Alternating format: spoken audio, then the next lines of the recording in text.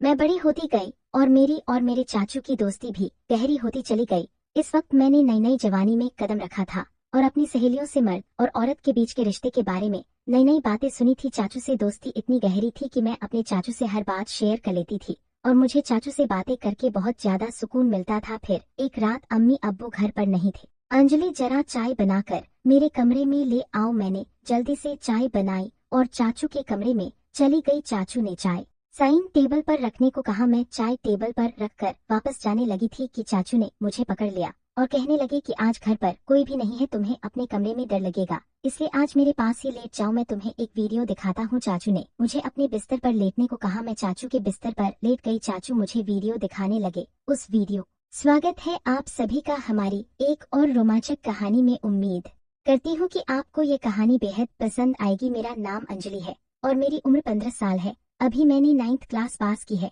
मुझे पढ़ने का बहुत शौक था लेकिन मेरे अब्बू मेरी पढ़ाई के खिलाफ थे। मैंने अम्मी और चाचू से कहा कि मैं आगे पढ़ना चाहती हूँ, तो आप दोनों प्लीज मेरी मदद करो और मेरे अब्बू को राजी करो। अम्मी ने अपनी तरफ से बहुत कोशिश की लेकिन अब्बू नहीं, मैं ऐसा कुछ भी नहीं करूँगी और सिर्फ पढ़ाई करूँगी तब जाकर। अब्बू मेरे कॉलेज जाने के लिए मान गए और चाचू से कहा कि आज से अंजलि की जिम्मेदारी तुम्हारी है। अगर उसने कुछ उल्टा सीधा काम किया जिससे इस घर और खानदान पर कोई दाग लगा तो अंजलि के साथ साथ तुम्हारी भी खैर नहीं है। चाचू ने अब्बू से कहा कि भाईजान आप फिक्र ना करें, मैं अंजलि की हर हरकत पर नजर रख।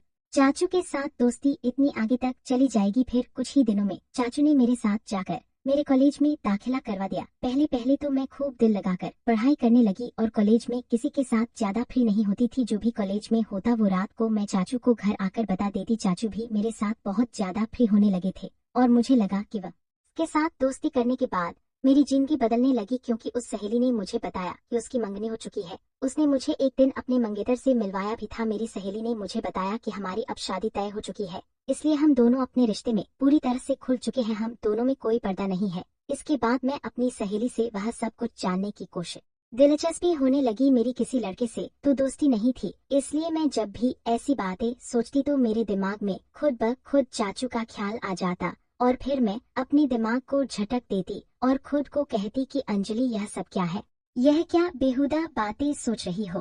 वो मेरे चाचू है लेकिन फिर चाचू की बातें और उनका रवैया भी मेरी इस सोच को बढ़ावा देता रहता था। लेकिन चाचू के दिल की बातें मैं अभी तक जान नहीं पाई थी। कभी कभी तो मुझे लगता था वो भी शायद मेरे बारे में यही सब सोचते होंगे, लेकिन कभी कभी उनका रवैया मुझसे बहुत ज्यादा सख्त हो जाता था और वह मुझे याद दिला देते थे कि तुम्हारे अब्बू कितने सख्त हैं और अगर तुमने कोई भी गलती की तो तुम्हारे साथ साथ मेरा भी बुरा हाल कर देंगे। उनकी ये बातें सुनकर मैं खुद को कंट्रोल करती, लेकिन कहते हैं ना कि जवानी तो अंधी होती है। जवानी तो जैसे वो मुझे अच्छी तरह से डांट लगाएंगे, लेकिन फिर अचानक उन्होंने मुझे बड़े गौर से देखा और फिर शायद दिल ही दिल में कुछ फैसला किया और फिर निकाल देगा, क्योंकि मैंने तुम्हारी जिम्मेदारी ली हुई है और फिर मेरे लिए रहने का प्रॉब्लम हो जाएगा। बाकी रही वीडियो देखने की बात, तो तुम रात के वक्त मेरे कमरे में आ जाना, मैं तुम्हें हर किस्म की वीडियो दिखा दूंगा। चाचू की आंखों में एक चमकीली शरारत थी जो इस वक्त मुझे समझ नहीं आ रही थी। इसके बाद चाचू अपने कमरे में चले गए और मैं पढ़ाई करने लगी और आने वाले थे और मुझे कहते थे सबसे पहले तुम्हारी पढ़ाई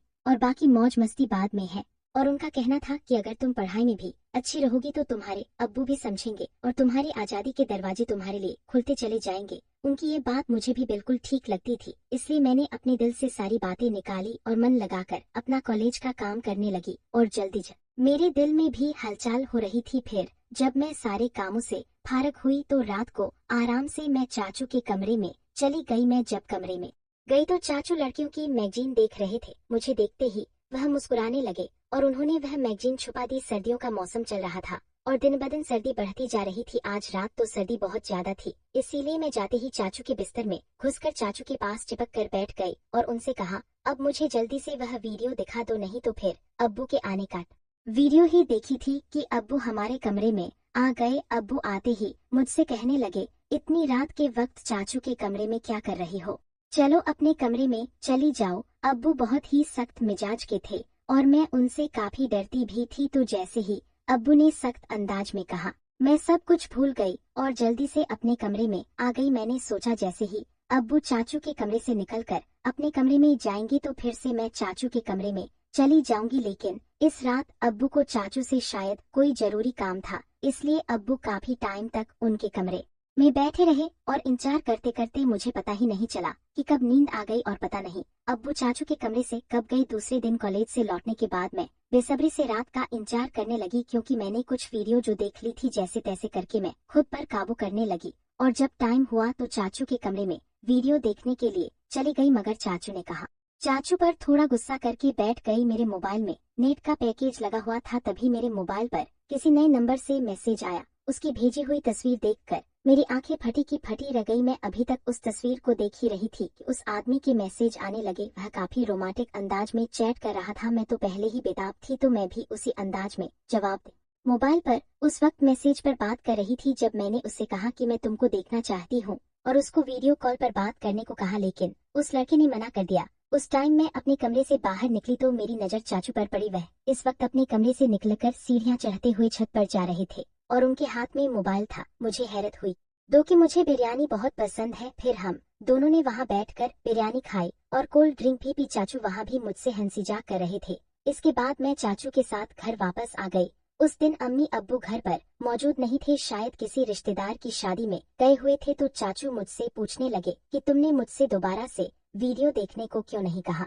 तो मैंने उन्हें बताया कि मैंने तो पहले से ही देख ली है। चाचू एकदम से चौंक कर मेरी तरफ देखने लगे और बोले वो कैसे देखी, तुम्हारे पास तो सिर्फ सिंपल पैकेट होता है। उन्होंने सख्त पूछा था। मैंने उन्हें बताया कि मेरा एक नया दोस्त बना है, उसने भेजी थी, मैं रात को आपको बताने के लिए आई थी मगर आप सो रहे थे। जब चाचू ने यह सुना तो गहरी सोच में डूब गए। वह बोले तुम अभी जाओ और अपने कपड़े चेंज करके आ जाओ। मैं अपने कमरे में चली गई। जब मैं वापस आई तो देखा कि चाचू मेरे मोबाइल पर कुछ तलाश कर रहे थे, मुझे अपनी तरफ रहे हैं। मुझे ऐसा लग रहा था कि वह मुझसे कुछ कहने की कोशिश कर रहे हैं, मगर वो कह नहीं पा रहे थे। मैं दिल ही दिल में सोचने लगी चाचू अब कह भी दो ना, मैं आपको मना नहीं करूंगी। फिर मेरी नजर चाचू के चेहरे से हटकर अपने मोबाइल पर पड़ी, क्योंकि मैं आज भी उस अनजान लड़के के मैसेज का इंतजार कर रही थी। उसने अभी तक मुझे मैसेज नहीं किया था और चाचू भी। फिर